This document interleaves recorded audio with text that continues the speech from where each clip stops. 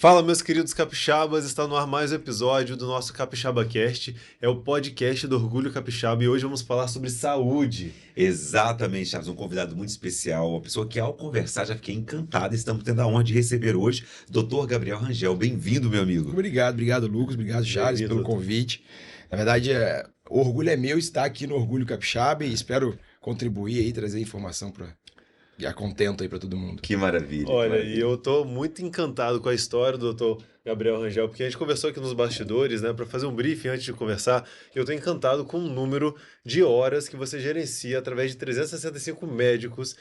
Porque o Dr. Gabriel Rangel não é só médico, ele é gestor em medicina. Não é todo médico que é um gestor, né, doutor? Hoje, na verdade, deveria ser desde o começo, porque no fim das contas, gerenciar a saúde de um paciente individual tem todo Uma o gestão, tempero da gestão. Faz sentido. Né? Mas ao longo da história da medicina, eu acho que os médicos não se conectaram com isso e muitas vezes até existe um preconceito entre, não, gestor é alguém administrativo, eu só tô aqui para ser médico na beira do leito. Nada de errado nisso.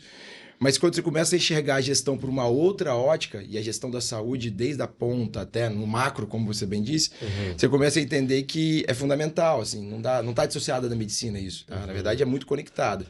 E foi aí que a gente começou a fazer gestão e pensar a gestão e aí tentar mudar, ou pelo menos melhorar a forma que a população, que as pessoas são assistidas através da gestão. Essa performance sua como gestor na saúde, ela sempre foi latente em você ou você percebeu que existia uma demanda para isso e foi para o segmento? Essa é uma pergunta boa de responder, assim.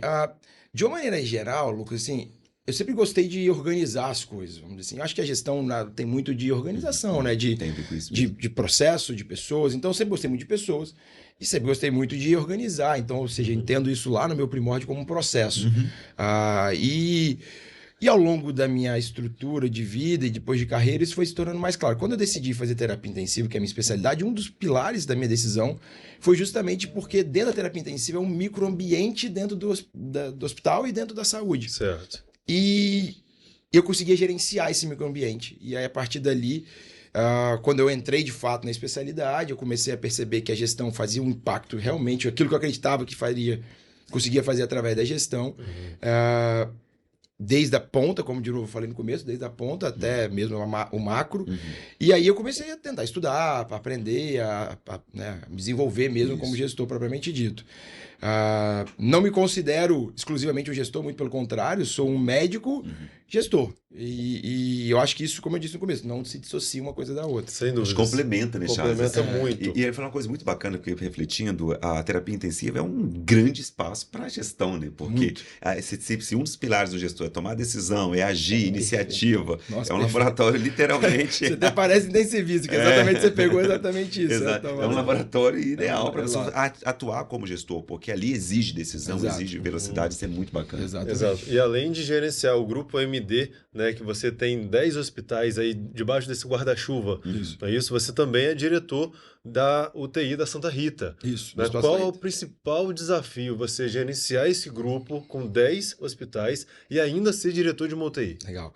Na verdade, acho que as coisas são extremamente complementares. É óbvio que eu não faço isso muito longe de fazer isso sozinho. A gente tem todo um time, todas as pessoas têm lideranças, coordenações, tem uma estrutura bem robusta dentro do grupo para poder conseguir entregar todos esses resultados em todas essas unidades.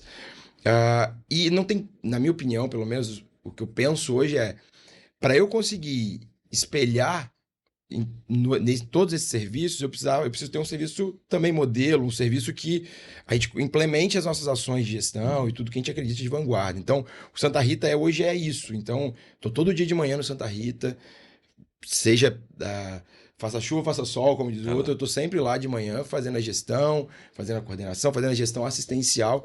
E dali, com certeza, saem muitas ideias, muitas muitas ações Que você a gente vivencia ali o exato, processo, né? que a gente coloca isso para todos os outros, pede a todos os outros. Claro que também todo o restante do time, todos os outros médicos do time, eles também municiam toda essa estrutura para que ela se sustente da É forma que a gente acredita. bem coletivo esse processo, né? Total. Isso, e funciona muito bacana. Total, somos todos sócios, na verdade, Isso. então Acaba dividindo as responsabilidades, né? Pela forma que você Muito. falou da gestão, de compartilhada, ouvindo, né? Muito. Mas de fato a pergunta chave é bacana, como que você concilia tudo isso? Porque quando se fala em gestão, a gente logo já pensa em tempo, né? Sim. Como gerir esse tempo, como ser um médico, como se gerir todos esses desafios que você enfrenta. Ficou muito claro que organização para você é um valor, Muito, então você muito. certamente trabalha isso muito, Muito. bem no dia a dia. Eu acho que a organização. Uhum. Gestão é processo de pessoas, então, e os processos eles têm que ser organizados. Hoje o dinamismo do aprendizado, de processo, eu acho que ele é o grande desafio, assim, sabe, para mim. Porque se você parar para pensar, todo dia eu aprendo e tenho vontade de desenvolver um processo novo. E acho que essa inquietude ela é fundamental. Não vou dizer erro, mas um equívoco que às vezes eu acho do gestor é entender que os processos, não, desenhei todos os processos, tá tudo alinhadinho, tá acontecendo. Todo dia, para mim, é uma oportunidade de... Você não acaba engessando também, Exato. né, doutor? Se você pensar Exato. no processo como somente ele como pilar da gestão, Exato. engessa. Exato. Isso fica exatamente. Eu me identifico muito, assim.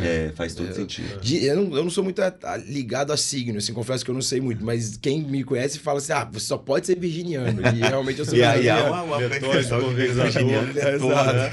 Eu sou virginiano. Se tirar o virginiano do centro, assim, ele custa voltar ao normal, Exato. porque ele é todo processual, né? Exato. Isso é muito bacana. Isso significa rigidez, eu sempre falo, mas não é rigidez, é muito mais flexibilidade dentro de organização. Eu falo assim, que não especialmente do signo, mas eu acredito muito no período que a pessoa nasce e influencia nos comportamentos dele. Então faz sentido, sim, isso é muito bacana. O que eu achei curioso é que são 350 médicos dentro desse guarda-chuva do Grupo MD e são todos sócios, é um grupo societário. Isso. Como funciona esse ecossistema? Há uma hierarquia lá dentro. Assim, dentro da estrutura assistencial de um hospital existe uma hierarquia. Sim. Então a hierarquia ela é muito mais dada pela estrutura organizacional do hospital. Do hospital, entendi. Exato. Sim, faz sentido. O que eu quero dizer, por exemplo, dentro de uma UTI você tem o coordenador, só um exemplo, você tem o coordenador, você tem o que a gente chama de médico rotina, que é vamos dizer assim, é um 02 ali dentro do grupo, que está todo dia lá, que determina as condutas, você tem um médico plantonista, então existe essa hierarquia dentro da própria estrutura do serviço. E essa organização, ela, de certa maneira, ela é espelhada também dentro do grupo. E há quanto tempo nasceu o MD? a MD, o grupo MD como grupo, ele basicamente tem aí, acho que 4, 5 anos nessa estrutura, nesse pensamento de grupo. Mas a empresa que presta serviço, toda essa... o conceito da gestão toda, ela vem da nossa CEO hoje, fundadora, que é a Priscila, ela vem desde 2006. Desde 2006. Nossa. 2006? Muito bacana. Mentira, 2009. Isso. Que bate um pouco com o seu tempo de carreira, porque você tem 13 anos de carreira. Exato.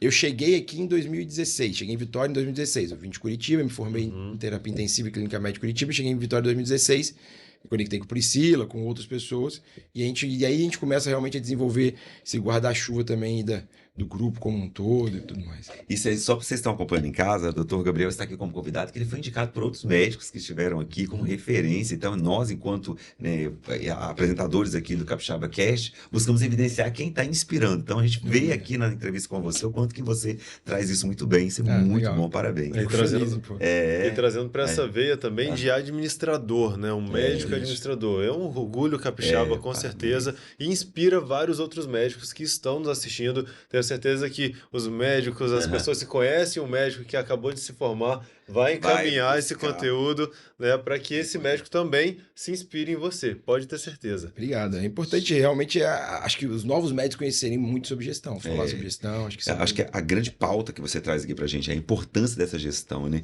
Mas nem tudo são flores, né, doutor? Assim, tem quais desafios que você acredita que é enfrentado dentro do MD? Nossa, essa é uma pergunta sensacionalmente ótima. Por quê?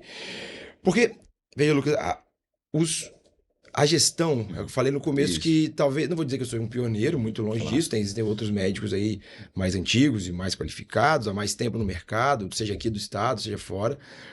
Como eu disse, não me considero necessariamente, exclusivamente um gestor, muito pelo contrário, eu sou um médico que atua como gestor e vice-versa. Só que existe um gap geracional para mim. Talvez o que eu vou falar aqui seja até um pouco algumas pessoas até torcem um pouco o nariz. Mas existe um gap geracional. Então, hoje, para mim, um dos maiores desafios são dois. Um é rejuvenescer o mindset, a mentalidade da alta gestão dos hospitais, da saúde e tudo mais. Se eu te falar que nos últimos anos eu tenho percebido esse rejuvenescimento, isso é bem verdade. Eu fico muito feliz com o que eu venho vivenciando. Tem havido uma mudança de comportamento. Exato, de comportamento desde saúde pública a saúde privada, aqui eu não estou entrando no mérito político nem nada, mas tem havido esse movimento, tem acontecido. E o outro, que me chama muita atenção, que aqui no Brasil, infelizmente, a gente é muito falho, é justamente uma gestão em cima de dados. No Brasil, não sei se... E eu falo isso de maneira generalizada porque eu já fui de outros estados e tudo mais.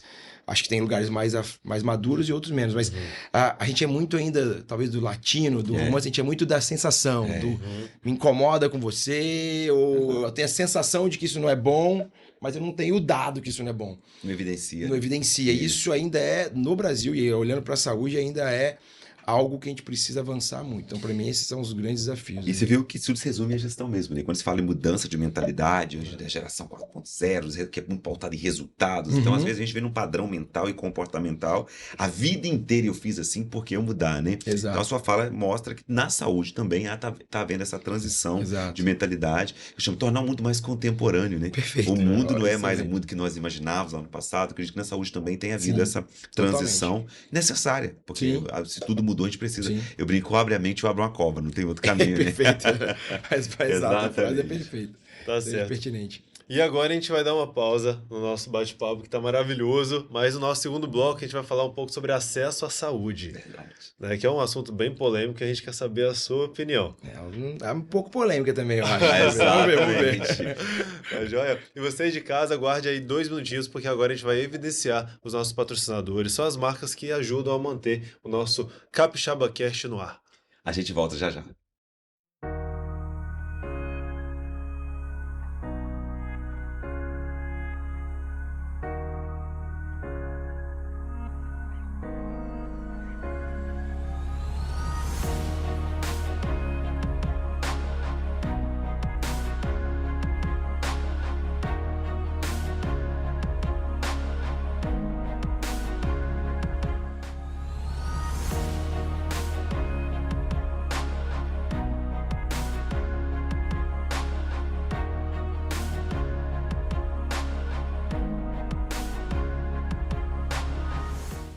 Estamos de volta com o nosso Capixaba Cast e hoje Gabriel Rangel está dando uma aula sobre saúde aqui pra gente. Exatamente, um show de ensinamento, um grande presente para nós é poder receber pessoas que são capixabas, que estão evidenciando esse estado para o Brasil e dando uma aula mostrando que na saúde tem gestão também. Tem gestão, né? E muita Isso é gestão. muito bacana. Né? E o que mais me chamou a atenção é que os problemas da gestão na saúde são bem parecidos com as gestões de outras áreas, né? Educação e outras parecidas, né? A gente estava conversando aqui agora no intervalo, falta de business intelligence, né? E até a falta de mentalidade de gestões um pouco arcaicas, não é isso?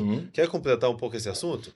Achei muito bacana a sua fala sobre. Basicamente, eu gostei da palavra business intelligence, que a gente, de novo, a gente volta um pouco nas crenças limitantes de achar que a saúde, necessariamente, ela não é um business, assim. Ela a gente precisa...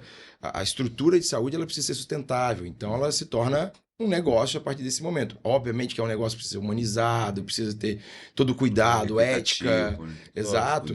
Mas ela não deixa de ser. E a partir do momento que você começa a entender isso, não só do meu individual, mas para o todo, como eu gerencio a saúde, a gente começa a se preocupar com os dados, com os processos, com as pessoas, com a liderança, com o resultado, performance. E aí você consegue, de fato, entregar. Eu acho que uma das grandes coisas que a saúde tem mudado, por mais que muita gente vai torcer um pouquinho a orelha, vamos dizer assim, o nariz, porque eu vou falar, mas uma das grandes coisas que a saúde tem mudado, claro que existindo ética e moral aqui dentro, é justamente a partir do momento que se começou a perceber que ela é um business, que ela precisa ser sustentável. E aí a gente começou a buscar resultado, eficiência, porque antes era um negócio aleatório, muito aberto, eu não tinha essa preocupação. Então, a partir do momento que isso muda, dentro de uma ética, de uma moral, acho que isso começa a trazer benefícios à saúde. Exatamente. Dois comportamentos que travam a gestão, né? Romantizar a gestão e dramatizar a gestão, Ótimo, né? sim. Então, assim, no meu ponto de vista, quando dramatiza a saúde, por mais que quando a pessoa vai para a saúde buscando tá passando por um desafio, acaba neutralizando o ponto de melhoria que poderia trazer ali dentro. Na verdade, falando com ele, assim, o Charles tá marcar o bloco 2 já, né? Porque É verdade. a gente está aprendendo muito com você aqui, doutor. Isso é muito bom. Que bom. Exato. E daí, a gente vai falar um pouco mais sobre acesso à saúde agora. A gente já falou de gestão de saúde, sobre business, né, sobre inteligência de negócio, sobre dados. Né? Agora, como que está, na sua opinião, o acesso à saúde? Vamos falar num conceito nacional, no Brasil. Depois a gente fala do Espírito Santo. Assim, a nível nacional, o que eu consigo falar é a gente tem um problema hoje na saúde que ela é muito a centralização da boa saúde. Então a gente tem aí Sudeste, Sul, já alguma coisa de Centro-Oeste cada vez mais em evolução, mas ainda assim, acho que com muita coisa no Brasil, a gente é muito centralizado ainda dentro do Sudeste, Sul e Centro-Oeste, principalmente Sudeste e Sul. Quando a gente olha dados de médico per capita, de PIB da saúde no Brasil, a gente vai olhar e vai ver uma grande discrepância desses estados. Então, para esses estados, eu percebo, e aí é uma percepção aqui com alguns dados, que a saúde ela vem avançando. Não tem como falar que ela não vem avançando. E aí eu estou falando tanto do serviço público, mas também de serviço privado, porque tecnologias que são quase todas elas estrangeiras, muitas vezes eram muito caras, a gente não tinha acesso, a população tem tido acesso. Eu vou falar um negócio que talvez até pareça estranho, mas de certa maneira a pandemia deu uma avançada na saúde brasileira, sabe? A gente saiu da pandemia, com toda tristeza, óbvio que a pandemia nos trouxe, mas a gente saiu enquanto gestão, não só enquanto gestão, mas enquanto assistência, melhor do que era antes. Provocou a saúde a evoluir também, inclusive. Exato, provocou a evoluir.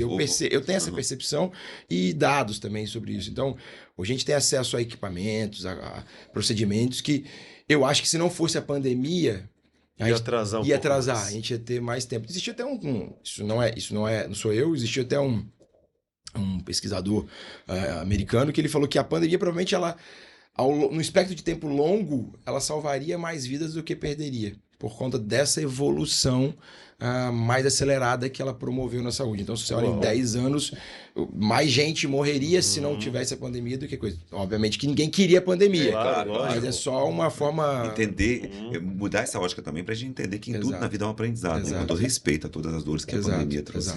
Claro, se a gente for olhar no histórico também do ser humano, né? Quantas tragédias já aconteceram no mundo que causaram evoluções. Exato. É claro que a pandemia é uma tragédia, ninguém queria que acontecesse, mas vamos olhar por esse lado também, que é o que nos resta. E dá para trazer, você falou, foi profundo aqui para mim, enquanto ser humano também, né? O aprendizado que a gente pôde ter com essa situação. Eu acho que isso está sendo muito novo para mim, minha fala com você aqui, do quanto que a saúde ela caminha também desse lado de gestão, porque eu, por exemplo, sempre fui ensinado a pensar em gestão para outras áreas, de uma empresa, né? Do business. Mas quando a gente começa a olhar, o que a saúde trouxe de oportunidade para crescimento? Porque se nós trazemos para a vida também, quantas coisas não é que foram inventadas na pandemia, foram descobertas que já existiam, vários recursos que já existiam. A reunião online, por exemplo, Exato. já existia quantas vezes, né? Então hoje quanto a gente economiza com isso? Então faz muito sentido essa fala de entender a pandemia como uma provocação para a evolução da saúde e mostrar o quanto ela está pronta também. Exato. E quando a gente fala de Sudeste, você disse que o Sudeste é uma área que a saúde é um pouco mais avançada que outras regiões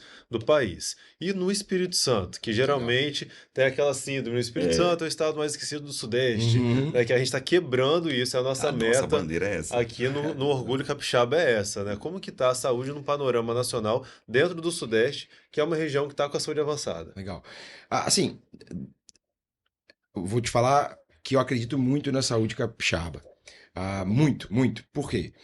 Primeiro que a gente é um estado relativamente pequeno, isso facilita. Vocês estiveram aqui, acho que não tem problema falar, o Gotardo, que está levando alta qualidade de saúde para o interior. Altíssimo. E como o Gotardo também, obviamente, Tem existem... show aqui, inclusive. Legal, né?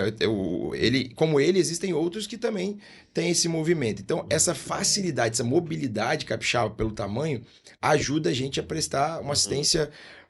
acho que mais universal, como o próprio. Como é a ideia de saúde propriamente dita. No privado. No SUS também. No SUS, eu diria isso no SUS primeiro.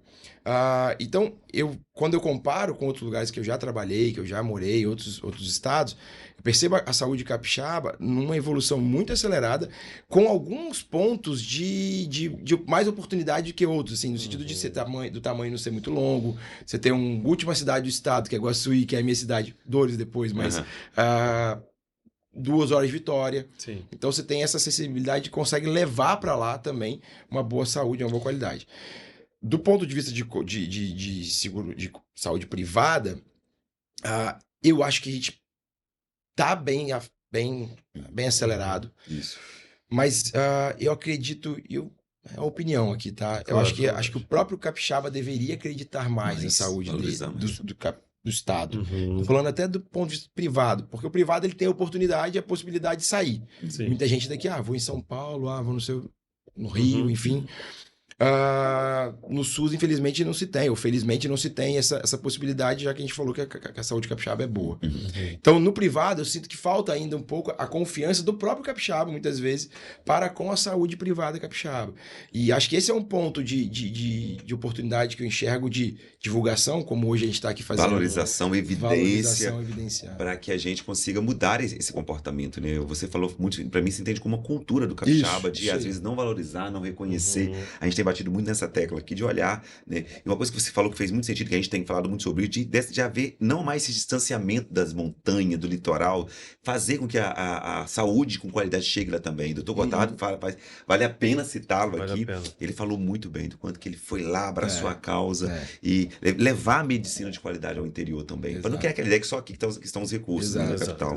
E eu digo por experiência própria, nem eu e nem ninguém da minha família precisou, até hoje eu não tenho registro de alguém que precisou ir para outro estado para ser atendido, tanto no público quanto no privado. Não existe, na minha família, pelo menos. Claro que são casos e casos. Sim, mas eu também enxergo que a própria população, apesar de eu falar que isso é uma coisa que precisa ser fortalecida, cada vez mais eu vejo que as pessoas, que os capixabas estão confiando mais na saúde capixaba. Tá começando a despertar esse sentimento, né, de orgulho, fazendo jus à nossa bandeira, né, de orgulho. A gente tem estado muito feliz com cada convidado que a gente traz aqui, a gente percebe que mais pessoas estão mobilizando. Você, pra gente aqui, é um pioneiro na gestão em saúde, é o primeiro convidado que a gente traz aqui, traz esse movimento pra gente, e a gente quer evidenciar cada vez mais e continuar com você, pode ter certeza disso. Exatamente. E pra gente encerrar a última pauta aqui, rapidinho, doutor, a gente quer saber um pouco mais sobre a MD Ensino.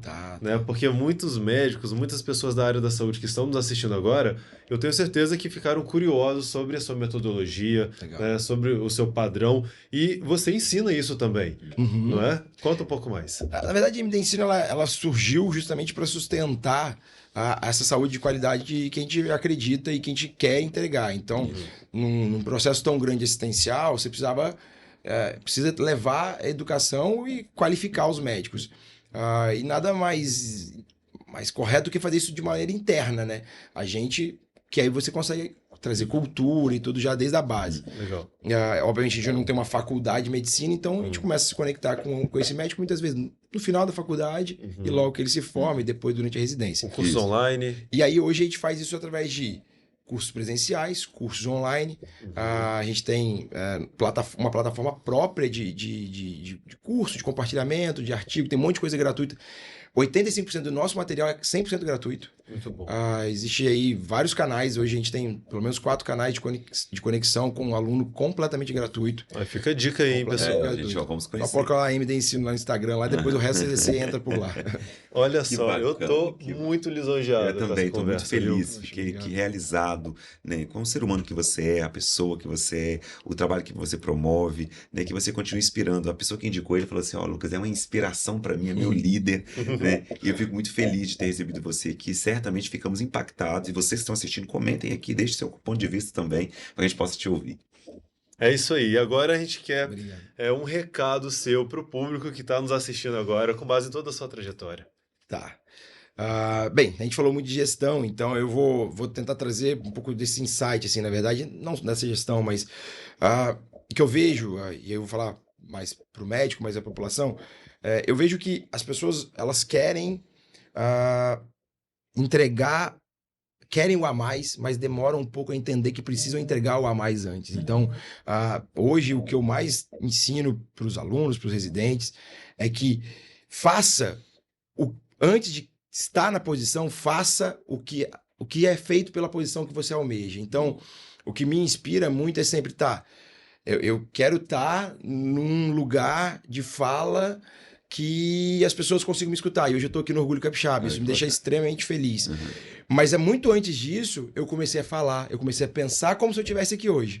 E eu acho que isso, na verdade, que é o que motivou e me puxou durante toda a minha carreira. Sempre eu entregava o a mais muito antes de pensar propriamente em receber pelo a mais ou Já se reconhecimento. posicionava como, né? Já me posicionava como. Isso é exatamente. muito Isso importante. faz todo sentido. É igual jogador de futebol, né? Faz o gol primeiro para depois ser reconhecido. Exatamente, é isso aí. Ou também treine primeiro para depois primeiro, né? fazer o gol e daí ser reconhecido. Acho que é isso que eu sigo para mim e acho que é o que eu mais tento falar com todos os residentes, os alunos, enfim. É isso, entrega primeiro e depois as coisas vão vir naturalmente. Confia em Deus, confia em quem você confiar, mas entrega primeiro. Não fica esperando. Maravilha, Isso, né? doutor Ficaríamos Gabriel horas aqui. Rangel aqui com a gente hoje. Muito obrigado. Poxa, Doutor, muito obrigado a parabéns, vocês. tá? Brilhou aqui com a Obrigado. gente. Ficaríamos horas, né, Lucas? Eu ficaria aqui horas, Obrigado, certamente. espero ter contribuído. Mas vai voltar em breve, se Deus Se Deus quiser. quiser. Com certeza. E você aí de casa, muito obrigado por ter assistido até o final. Obrigado pela sua companhia, que é semanal aqui no nosso Capixaba Cast. Toda quinta-feira, você já sabe, às 20 horas, um novo Capixaba aqui com a gente sendo evidenciado pela sua trajetória, pelas suas conquistas, pelo seu exemplo. O pedido é que você se inscreva no nosso canal, compartilhe esse vídeo. Você que ficou aqui impactado com a fala do Dr. Gabriel, compartilhe para que mais pessoas também tenham acesso a esse conteúdo. Quero imaginar você também tendo a oportunidade de estar aqui com a gente, né, Charles? Sua Exatamente. empresa também ser evidenciada. O Orgulho Capixaba está crescendo cada vez mais. Acompanhe a revista Orgulho Capixaba, com lançamento já anunciado em nossas redes sociais. Nós temos agora a oportunidade de irmos até a sua empresa, fazermos uma matéria lá dentro, porque o que a gente quer genuinamente é fazer com que você também seja evidenciado e que juntos possamos tornar o Estado protagonista da federação. Vamos juntos, contem com a gente, porque o show Está apenas começando. Um Valeu! abraço. Tchau, tchau.